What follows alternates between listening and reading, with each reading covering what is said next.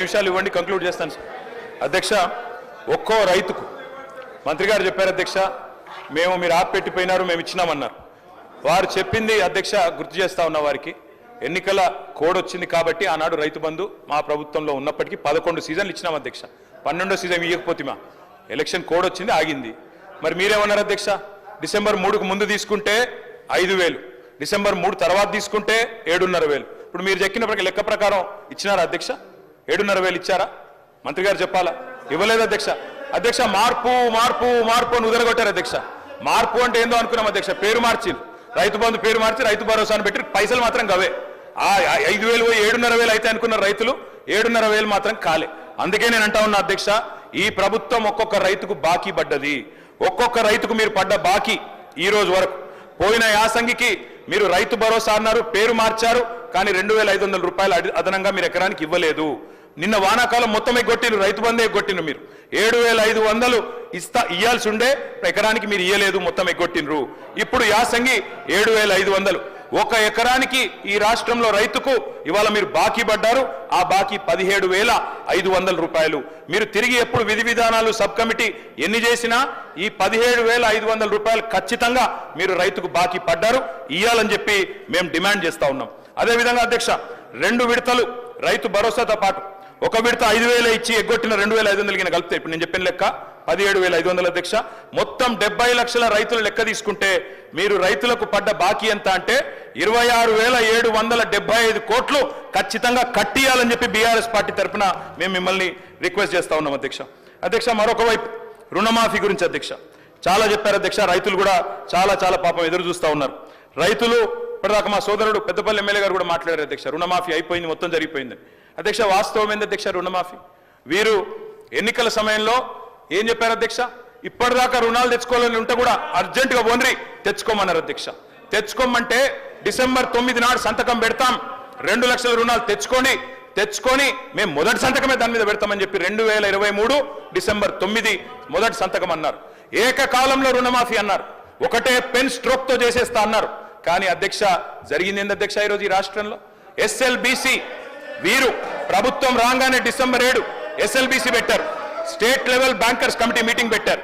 State level bankers committee meeting పెడితే అధ్యక్ష అందులో బ్యాంకర్స్ చెప్పినారు మొత్తం 2 లక్షల వరకు రుణమాఫీ చేయాలి అంటే 49,500 కోట్లు కావాలని చెప్పినారు.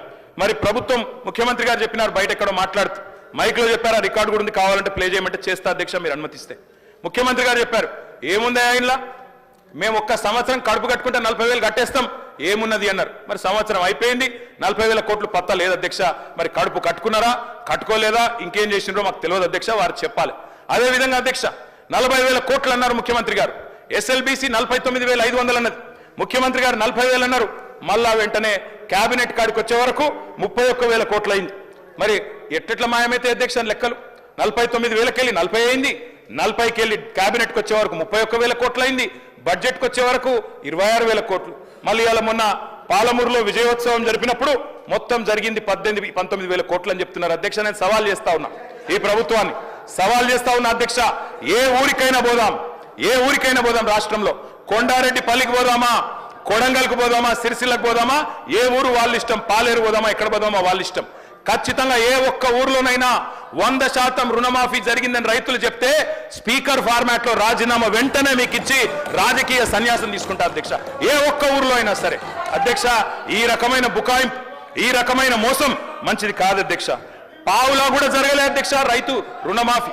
49,500 కోట్లు అని చెప్పి ఇప్పటి వరకు 12,000 కోట్లు కూడా చేయకుండా తప్పించుకునే ప్రయత్నం చేస్తా ఉన్నారు.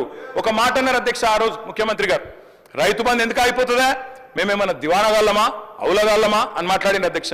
మరి ఇలా వానాకాలం రైతు బంధు ఎగ్గొట్టిన వాళ్ళని ఏమనాలి అధ్యక్ష? వానాకాలం రైతు బంధు ఎగ్గొట్టిన వాళ్ళని ఏమనాలి అధ్యక్ష ముఖ్యమంత్రి గారి మాటల్లో? అందుకే అంటా ఉన్నాం, ఒక పంట కాదు 3 పంటలకు ఇయ్యాలని డిమాండ్ చేసిండ్రు.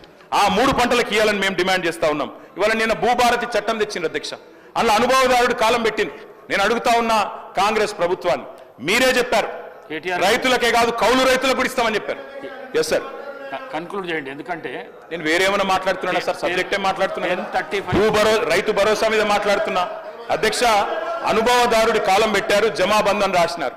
మరి అనుభవదారుడి కాలం పెడితే నేను అడుగుతా ఉన్నా అధ్యక్ష, చెప్పండి దయచేసి, అనుభవదారుడి కాలం పెట్టారు. ముఖ్యమంత్రి గారు ఎన్నికలకు ముందు చెప్పినారు కౌలు రైతుకి ఇస్తాం, రైతుకు కూడా ఇస్తాం, భూ యజమానికి కూడా ఇస్తామని చెప్పినారు. ఇవాళ ప్రభుత్వం స్పష్టం చేయాలి. రైతుకు ఇస్తామని చెప్పిండ్రు, కౌలు రైతుకి ఇస్తామని చెప్పిండ్రు, రైతు కూలీలకు ఇస్తామని చెప్పిండ్రు. తప్పకుండా ఇచ్చిన హామీ నిలబెట్టుకోవాలి. ఇంకా చెప్పాలంటే అధ్యక్ష, ఈనాడు పేపర్లో ఫ్రంట్ పేజ్ ప్రకటన ఉంది, నాకు చూపెట్టమంటే చూపెడతా. మొదటి 100 రోజులను ఇస్తాం అని కూడా చెప్పిండ్రు అధ్యక్ష, మాట నిలబెట్టుకోలేదు. ఎన్నికల ప్రచారంలోనేమో అందరికీ అన్ని, ఇప్పుడు మాత్రం కొందరికే కొన్ని అని కోతలు పెట్టే ప్రయత్నం చేస్తా ఉన్నారు. అన్నిటికీ మించి అధ్యక్ష, బడ్జెట్లోనే వీళ్ళ చిత్తశుద్ధి బయటపడ్డది. మంత్రి గారేమో మేము నిర్ణయం తీసుకోలేదు అంటున్నారు రైతు భరోసా మీద, కానీ బడ్జెట్లోనే వీళ్ళ చిత్తశుద్ధి బయటపడ్డది అధ్యక్ష. ఏం చెప్పారు బడ్జెట్లో? రైతు భరోసాకి కేవలం కేటాయించింది 15,000 కోట్లు. మీకు నిజంగానే పెంచాలన్న ఆలోచన ఉన్న మాట వాస్తవం అయితే, 100 రోజుల్లో రైతు భరోసా పెంచుతామని చెప్పిన మాట వాస్తవం అయితే, మీరు ఎందుకు 15,000 కోట్లే కేటాయించారు? ఎందుకు మీరు 23,000 కోట్లు ఏదైతే 7,500 రూపాయలు కావాలో ఎకరానికి ఎందుకు కేటాయించలేదు? 70 లక్షల మంది రైతన్నలకు మీరు 15,000 కాకుండా మరి 15,000 ఇవ్వాలి అంటే 23,000 కోట్ల రూపాయలు కావాలి. అది మీరు పెట్టలేదు అంటేనే మీ చిత్తశుద్ధి అర్థమైతా ఉన్నది. కోతలకు సిద్ధపడ్డ తర్వాతనే ఉపసంఘం వేసినారు, మంత్రివర్గ ఉపసంఘం. ఇవాళ మీరు టైం పాస్ చేస్తా ఉన్నారు, ఖచ్చితంగా చెప్తా ఉన్నా. కాలక్షేపం చేస్తున్నారు మంత్రివర్గ ఉపసంఘాన్ని వేసి. ఇయ్యదలుచుకోలేదు మీరు. వానాకాలం రైతు బంధు ఎగ్గొట్టినట్టే భవిష్యత్తులో కూడా రైతు బంధు ఎగ్గొట్టే చక్కర్లో మీరు ఉన్నారు. అందుకే ఇవాళ రైతులు నమ్మతలేరు. రైతును అనుమానించే ప్రయత్నం చేస్తా ఉన్నారు, అవమానించే ప్రయత్నం చేస్తున్నారు. పెద్దోళ్ళకి ఇస్తున్నారు, దుర్వినియోగం అయిపోయింది అని కావాలని ఆంక్షలు పెడతాం, అగ్ని పరీక్షలు పెడతామని చెప్పి నిందలు వేస్తామని మాట్లాడుతూ ఉన్నారు. అధ్యక్ష, మరి మేనిఫెస్టోలో పెట్టినప్పుడు ఎందుకు చెప్పలేదు అధ్యక్ష ఇవన్నీ? ఆ రోజేమో అందరికీ అన్ని, ఇప్పుడేమో కొందరికే కొన్ని కోతలు పెడతామని అప్పుడు ఎందుకు చెప్పలేదు అధ్యక్ష? అందుకే అధ్యక్ష, ఐటీ గట్టేటోళ్లకు అధ్యక్ష ఈ రాష్ట్రంలో అధ్యక్ష పాన్ కార్డులు ఎన్ని ఉన్నాయో తెలుసా అధ్యక్ష? ఈ రాష్ట్రంలో 1 కోటి పైచీలకు పాన్ కార్డులు ఉన్నాయి. మరి రేపటి రోజున పాన్ కార్డులు ఉన్న వాళ్ళందరికీ కట్ చేస్తామంటే, ఐటీ గట్టేటోళ్ళకి కట్ చేస్తామంటే ఎట్లా కుదురుతుంది అధ్యక్ష? అధ్యక్ష, లీకులు ఇచ్చి రాయిస్తున్నారు. గుట్టలకు పుట్టలకు రైతు బంధు అని కట్టుకథనాలు రాయిస్తా ఉన్నారు. ఉపసంఘం నివేదికలో 1.25 లక్ష కొనేలు పెడతా ఉన్నారు. రైతు బంధు పథకం ఉసురు తీయబోతున్నారు, ఉరేయబోతున్నారు అనేది మా అనుమానం. ఉపసంఘం నివేదికను ఖచ్చితంగా రాష్ట్ర ప్రజల ముందు పెట్టాలి, శాసనసభ ముందు పెట్టాలి. అధ్యక్ష, నేను ఒకటి అడుగుతున్నా అధ్యక్ష, ప్రభుత్వ ఉద్యోగులకు ఐటీ చెల్లింపుదారులకు రైతు భరోసా కట్ చేస్తారా? మంత్రి గారు చెప్పాలి. ప్రభుత్వ ఉద్యోగులకు భూమికున్న బంధాన్ని తెంపేస్తారా? వాళ్ళు రైతు బిడ్డలు కాదా? వాళ్ళు భూమిపుత్రులు కాదా? రైతు బిడ్డ ఉద్యోగి అయితే వారికి కటింగ్ పెడతారా? తప్పకుండా చెప్పాలి.